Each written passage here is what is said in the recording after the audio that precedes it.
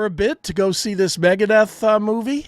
You know, And when is that? That's on Thursday? Thursday. Yeah. Okay.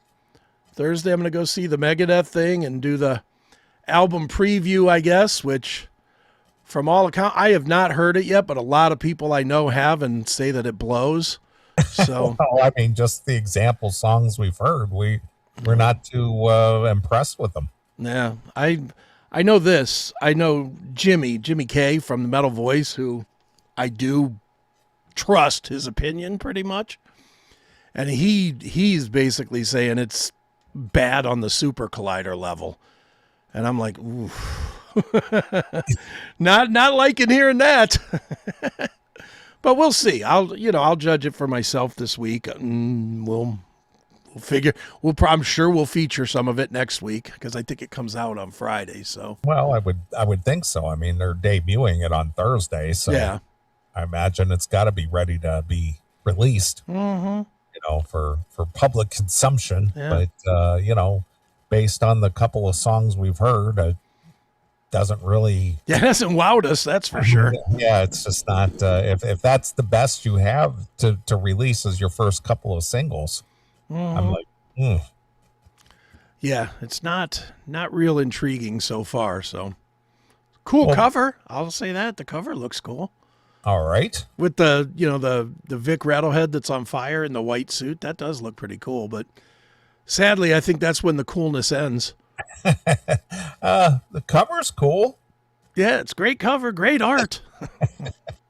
So what do you think of the new Megadeth? Like the cover. Yeah, put it right on my wall. But what do you think of it? You like the new Megadeth? Yeah, I like that cover quite a bit. That art is so much better than the last couple. It's great. So what do you think it is? Do you think it's not like a real band effort? You don't think it's I think dude's out of ideas, honestly. It's cohesiveness or band effort or I thought he ran out of ideas on the last one. Honestly, I didn't think the last one, The Sick, the Dying, and the Dead. I liked it at first, but it wore off in a country second, not even a whole minute. It just wore off really quickly. And then when I started thinking about it, I'm like, all right, he's doing duets with Sammy Hagar now. This is fucking Megadeth. What are we doing here? I didn't think that one was very good. And I thought Dystopia was good, but the one even before that was Super Collider, I believe, and that wasn't good. So he has not really done a lot of good work in the last 10 years. Yeah. And this new stuff, everything I've heard now, this let there be shred and stuff. Oof, it's just junk. Well, what do you think the reasoning is behind having to put an album out? I mean, do you just put an album out just for the sake of putting out an album, or are these songs just burning up as I got to get this out to people? No, this is so good. I got to get this out to the people. If I had to guess, and this would only be a guess, I don't have anything to back it, but I would guess that the industry people that they've surrounded themselves with tell them that they need an album to tour still. Instead of just doing a single every 3 months for 2 years or something. I just think that they're surrounded by old school people, and quite honestly, a lot of those old musicians, I mean, a dozen old musicians too, dude. They're all still putting out albums. They can't make the mental transition to singles because singles are really not that collectible or anything. It's forgettable. A single is way more forgettable than an album, but these guys don't realize that they don't have enough creative juice left to make an album. Yeah. But again, since albums aren't selling per se, what's the point? Dude, you're singing to the choir here.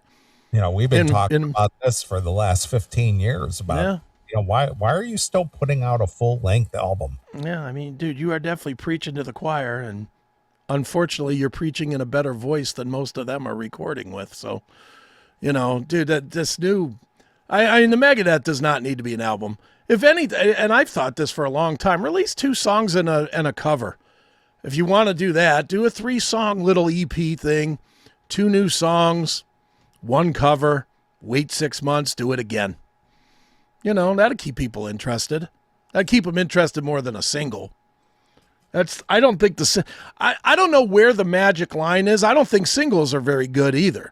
They're forgotten in 10 seconds. Zach Wilde, who's one of my favorite guys, as you're well aware, he put out a single this week. I already don't remember the name of it. And he's one of my favorite guys. Right, of course. Something about blood, like doom and blood or something. I don't know. But it's just blood. Yeah, whatever. I don't think the single is really the right way either. I think the single just appeases people for 30 seconds and they're forgotten, where an album might appease hardcore fans for a month.